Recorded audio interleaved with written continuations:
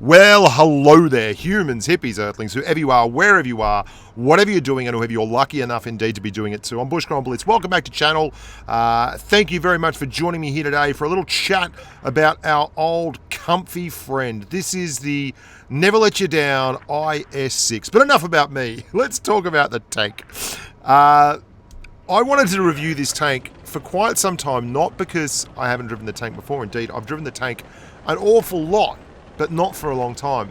This tank gets dismissed out of hand by so many people because there are quite a few really good tanks now in Tier 8 that mimic the characteristics of skilled driving on the part of all three heavy drivers there, which I acknowledge with a mad skills response in the chat. There are IS-5s, there are IS-2SHs, there's Glacials, there's WZs, there's so many tanks with these big derpy guns and reasonable armor profiles. And I wanted to go back and see if this indeed had been power creep. Because boys, girls, humans, hippies, earthlings, let me tell you, back in the day, if you wanted to get a really good win rate, grind credits, and just look good on Blitz stars, then you could actually just go and grab this tank, spend like 30, 40 bucks, and have a superb credit grinding machine that hardly ever lost, because back in the day you had +2, -2 matchmaking, but certain premium tanks like the IS-6, the T-34, 85 Victory, etc. only ever saw +1, -2 matchmaking, which made them hilariously good for grinding credits. They hardly ever saw tier 10s, unlike say an IS-3, which would have to go up against IS-6s, but also E-75s like this tank does, and then skip up another weight division and fight it out with IS-7s, which was so funny. That was really great. Thankfully, Wargaming got rid of that kind of matchmaking, and tanks like the IS-6 lost what was a little bit of an edge, and people were a little bit upset when that happened. There was no recompense. I think it was a big positive for the game, but that's not what we're here to talk about. What we're here to talk about is whether this tank is still relevant. And I think that rumors of the demise of the IS-6 have been tragically overrated. This tank is still great. It's still really, really good. It's got this peculiar Russian ability that you see in IS-4s and IS-7s of just bouncing shells that it has absolutely no right to bounce. The kind of shots where you're shooting at the back of an IS-6, it goes into a slow traverse, and the shot goes ricocheting off its ass. It's great at side scraping, but what it really excels at, what it's absolutely brilliant at, is knife fighting, getting up very, very close to the enemy and brawling at these mid to in-your-face distances. This is where it excels. And I think a lot of people have missed out on this tank. And if you're looking for a good value for money, Tier 8 Premium, that will just perform for you across pretty much all walks of life, then it's very, very hard to knock this tank back.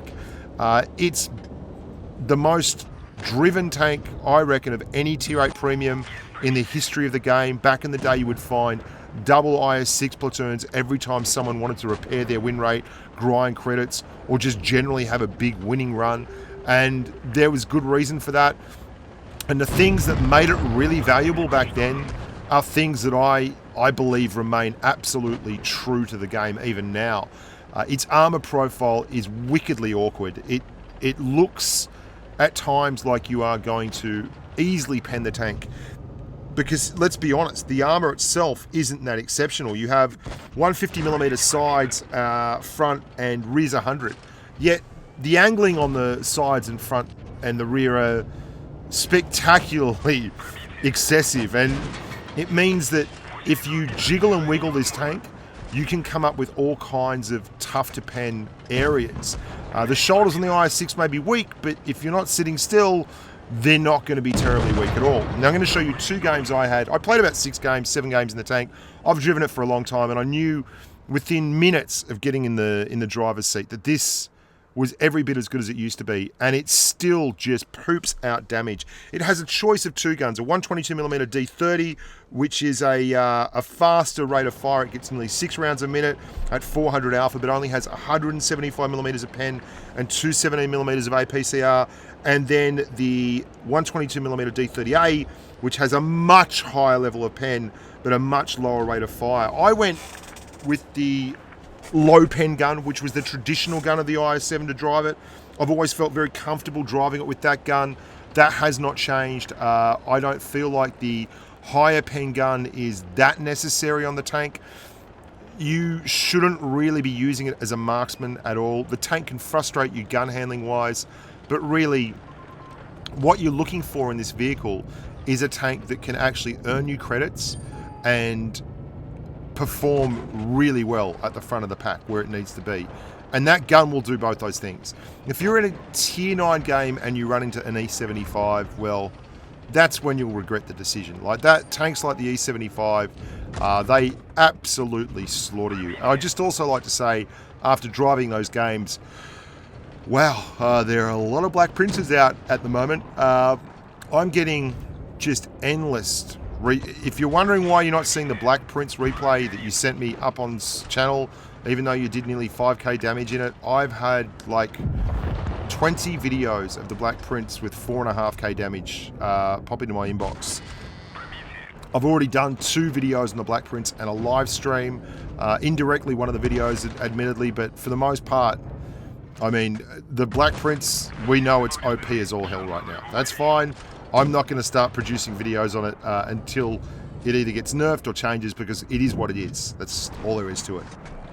Now, one of the most frustrating things about this tank is that it has typically Russian gun handling. I mean, 0.3. I'm trying to turn around here, and this T-44 just is stuck in a hard place with the thing, but I don't know why he's there in the first place. He's asking me WTF, the IS-6. I mean, I don't know what he's doing there in the first place. Anyway, I missed this shot. A bit unfortunate. We all know that Bushka does, in fact, have a issue with no-scoping. Like, I mean, it is what it is. I'm a no-scope addict. I can't help it, but, you know, we'll have an intervention one day and we'll stop it. It's certainly cost me games. Okay, I understand that. I agree. It has cost me games. There's not much I can do about that. Right now, I'm very thankful I'm running the gun that has the higher rate of fire, by the way. But where was I? Yeah, nearly 0.4 gun dispersion, 0.389. Your aim time is 5.3 seconds. But you're not meant to be that far away from the action regardless. And you can see, I really am a bit sad that I propagated the myth. I didn't propagate it, but I helped propagate it. I bought into the idea because I'd heard people say that the IS-6 had been power creeped and it wasn't that great anymore. It's rubbish. This is what the IS-6 does. It gets up in the front line. It brawls other tanks. It gets busy. And man, it stays busy. It's a proper heavy tank. It's everything you think a heavy tank should be in this game. Look, there are certain tanks where Wargaming just nailed it, and the IS-6 is one of them. And they've repeated it so many times with other Tier 8 heavies. Other Tier 8 premium heavies, indeed. Like tanks like the IS-3, for instance, is obviously a Tier 8 premium heavy that is very much... The IS-2SH, sorry, and obviously a Tier 8, and the IS-5, and the Glacial. They're all tanks that they blend and borrow from each other very, very freely, but none of them have the armor profile of the IS-6. Some of them have very weak sides. Others of them have excessively heavy armor at the front, but it's a pike, and I just love this tank. It's got a low profile. The turret's very low. You have to watch out for getting shots in on the top of the hatch. Lurvers and such, if you face hug them, will make minced meat out of you because they can absolutely pen your hatch easily from their very tall positions. We're going to have a look now at very good friend of the channel, Ace Player 20, and his little drive of the IS-6 on... Now that shot there, okay, don't expect that one to go in very often. Like seriously, that one there, don't expect it. Now, I'm not trying to say this is the best Tier 8 tank. It's obviously not. There's some really crazily good tanks at Tier 8. But this tank is lovely in that it can perform its role so well. And I do like tanks that nail that kind of category. Like, if you've got one job to do it well, and this tank does. It's got one job to do, and that's be a main battle tank, to get up on the front line and punch it out, to brawl, to knife fly. Now, this, what Ace Player 20 is doing here, is not really the way I would play the IS-6. But I gotta say, I think this is kind of the best place he can be on the map at the moment. Vineyards in and of itself is a difficult map to get to grips with. You've got to have someone with Overlook if these guys are down here, or you can just get smashed. And it just so happens that he's in the right place at the right time. And the way it's all folded out, this is obviously, in nearly any tank I'm driving, if I'm going this side of the map and it's a heavy, if I'm not going the far left, I am probably going to push up to this area right here and get the lay of the land. And then, you know, he did that, and the entire red team decided to march out in front of him. So kudos to him. If they're going to keep coming out sideways and he keeps pressing the button, it's very hard to think that he's doing it wrong. I mean, he's at 2.5k damage and the game's been going for 2 minutes. That's the way to do it. He's now at 2650. Like, that is... So before anyone starts having a go saying, oh, he's in the wrong position and he's playing it wrong and everything, I would just like to point out that he is pumping out damage, and he didn't exactly sit right at the back. He got up to this position and the Reds just gave him the shots, and he would have been absolutely mental to pass them up. And let's be honest, the rest of the team hasn't exactly filled us with confidence. They're all gone. Ace Player takes off Cyclops' man for the last couple of hit points he had left. He pushed down into the Valley of Death there, and now it's Ace Player versus 3 Reds. But there's a couple of very low hit point tanks here. This is very doable, and the thing I do like about this is he's yet to take damage. He's bounced some shots. He's bounced 2 serious shots worth 800 alpha altogether, and he's missed a big one there on the side of that. The Bushka no-scope was well in effect. But look at the angles on the tank, especially at this kind of range when you're getting pushed on. This Dracula is not going to have a fun time of this. This will be very, very interesting to watch, because the Drac's done the big power slide round. He's going to cop one, and there we are. That is that famous Russian bouncing ass that absolutely frustrates so many players.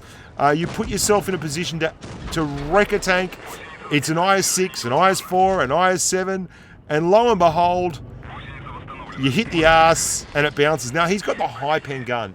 And right about now, Funk Soul Brother, he is thinking, God, I'm glad I've got that high pen gun. Because penning the front of that tank right there with 175mm of AP pen would have been a nightmare. With 217mm of Premo, it would have been very, very tough. He's performed superbly well. And right now, this tank is one of the last tanks this poor old T-49 wants to be dealing with. Look at all the module damage. Oh, God, it was written in the stars. Well done, Ace Player 20. Really good carry there. Actually played that pretty smart for a tank that's not renowned for that kind of play style. 4,683 damage. 4 kills, all the bling, all the bells and whistles. That's the IS-6, guys. Hope you enjoyed that one. I certainly enjoyed playing it again. Look after yourselves, and as always, stay safe on the battlefield. Bye for now.